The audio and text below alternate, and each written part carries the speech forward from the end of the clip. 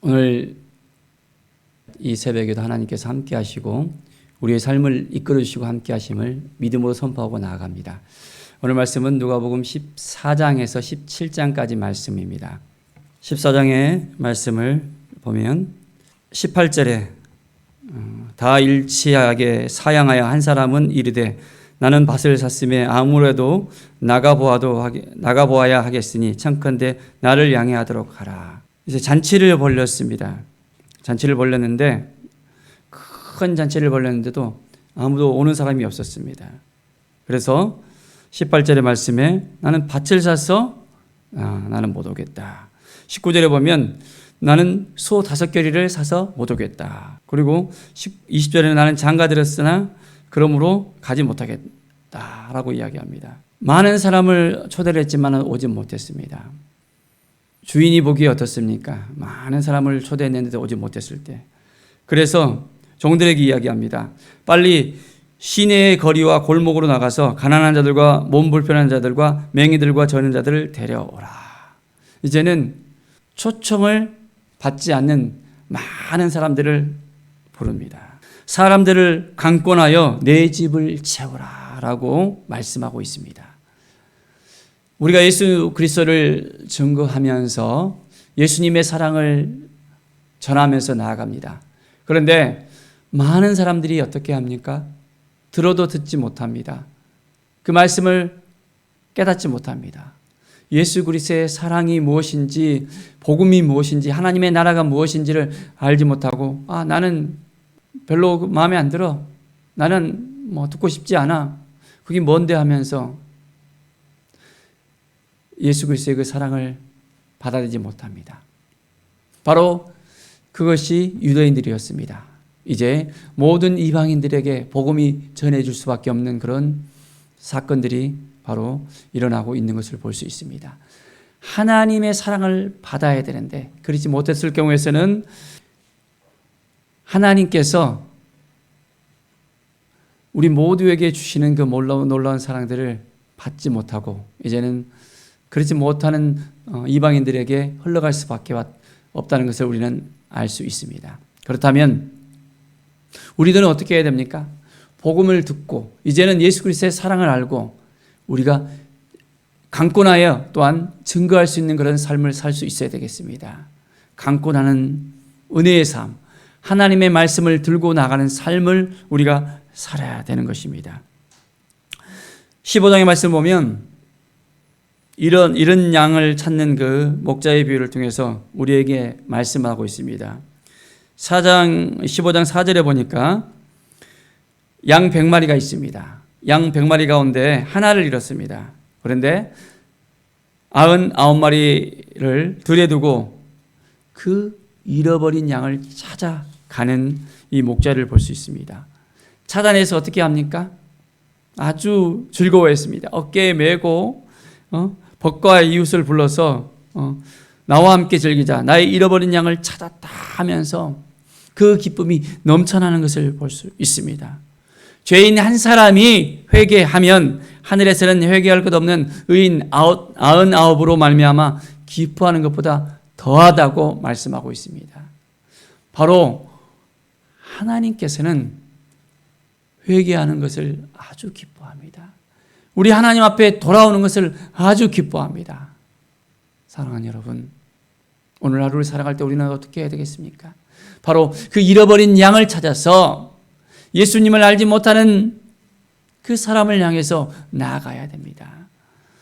8절에 보면 드라크마 비유를 통해서도 마찬가지로 드라크마를 갖다가 잃어버렸습니다. 그것을 찾아내기까지 부지런히 찾는 것을 볼 수 있습니다. 그것을 찾자 벗과 이웃을 불러서 이제 나와 함께 즐기자라고 이야기합니다. 마찬가지로 죄인 한 사람이 회개하면 하나님의 사자들 앞에서 기쁨이 되느니라고 말씀하고 있습니다. 회개할 사람들, 잃어버린 영혼들, 하나님 앞에 와야 되는 그 사람들 어떻게 해야 될까요? 우리가 찾아가야 되겠습니다. 찾아내야 되겠습니다. 코로나 가운데 쉽지 않는 그 상황이지만은 그렇지만은 상을 만들어서 우리가 이 언테크 시대에 언테크를 해서라도 찾아내야 됩니다. 예수님의 그 사랑을 전해야 됩니다. 여러 가지 일들로 바빠하는 우리의 삶이 될 수 있지만은, 그렇지만은 먼저 그의 나라와 의를 구하라 했습니다. 뭘 구해야 됩니까? 잃어버린 양을 찾아야 됩니다. 잃어버린 영혼들을 찾아야 됩니다. 찾아서 나아가야 됩니다. 15장 11절에 보면 잃어버린 바로 아들 탕자에 대해서 나오고 있습니다.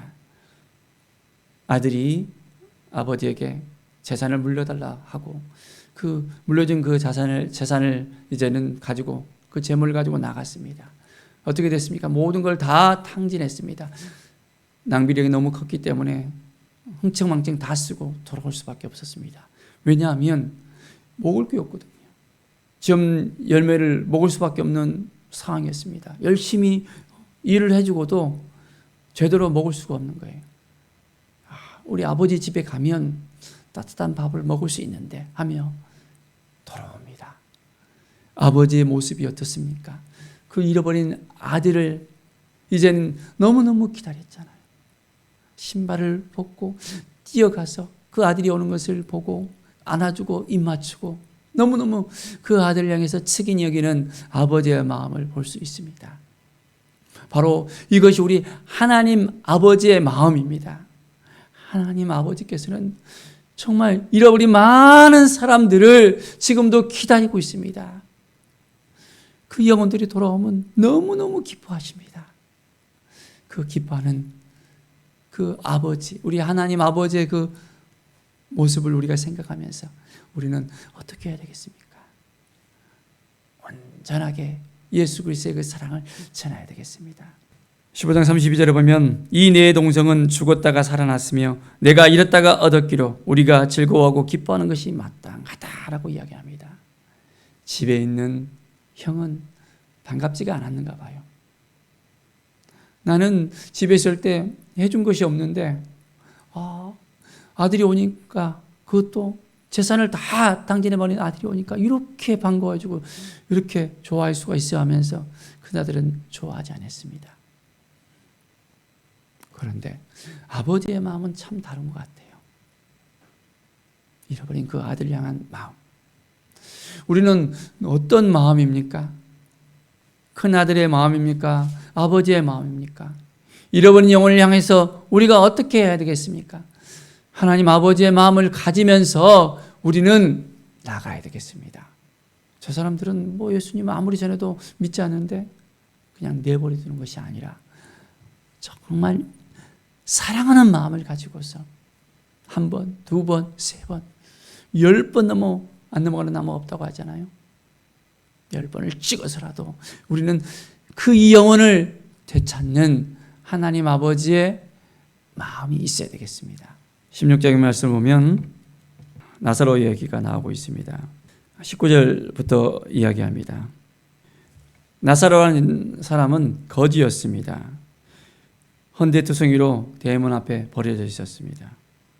부자의 상에 떨어진 것들을 먹으면서 걔가 그 헌데를 할 정도로 굉장히 비참한 삶을 살았습니다.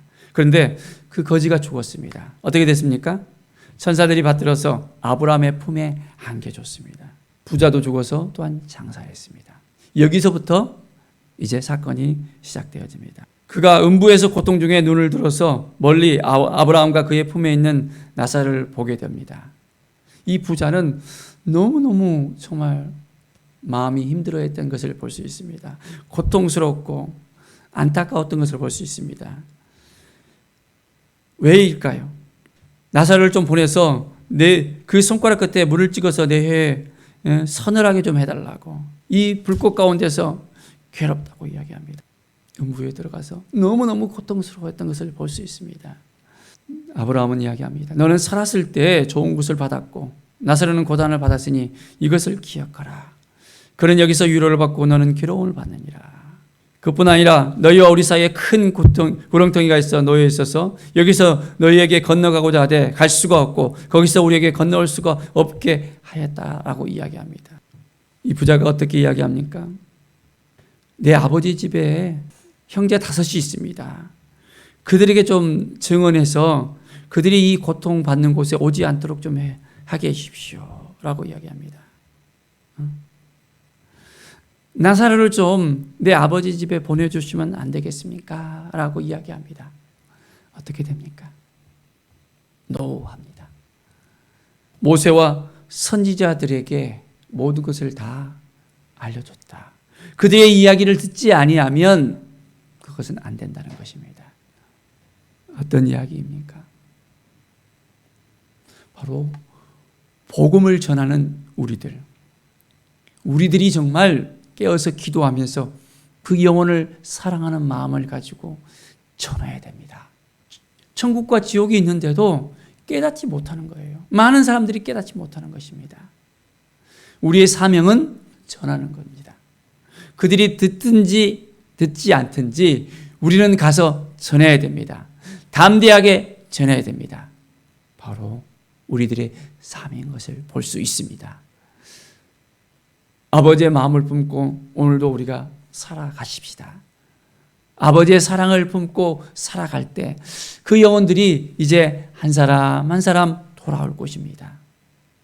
그 한 영혼을 구원하는 데 있어서 쉽지 않습니다. 바로 전해서 바로 예스하고 나 예수님 믿겠습니다. 교회 나가겠습니다. 그러면 너무너무 좋잖아요. 그런데 어떻습니까? 3개월을, 6개월을, 1년을, 2년을 공을 들여도 그들의 마음을 변하기가 쉽지 않습니다. 그렇지만 우리가 담대하게 예수님의 사랑을 전합시다. 그러면 분명하게 결실이 있습니다. 주님의 마음을 오늘도 품고 온전히 나가기를 바랍니다. 17장의 말씀 보면 나병 환자 10명이 있습니다. 그 10명 중에서 이제 고침을 받고 예수님 앞에 나온 사람이 누구였습니까?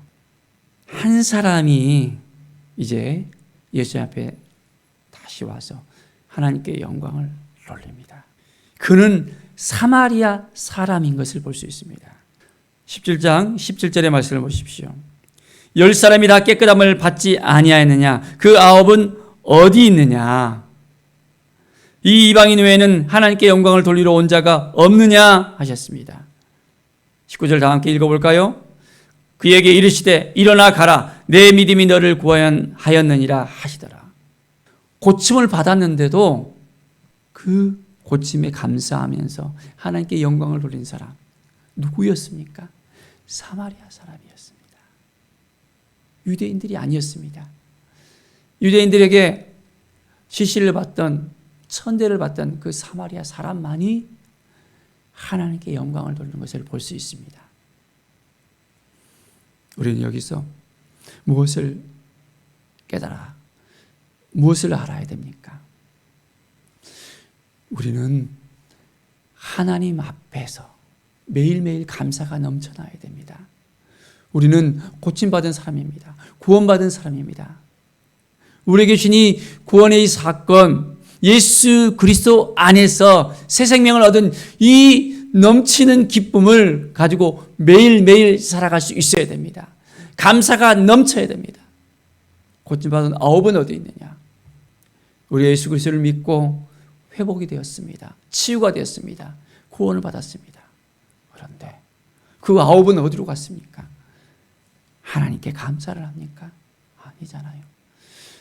우리는 그 9이 됩니까? 아니면 그 한 사람은 사마리아 사람입니까? 오늘 이 시간 우리가 감사함으로 하나님께 나아갑시다. 하나님의 행하신 일을 우리가 전합시다.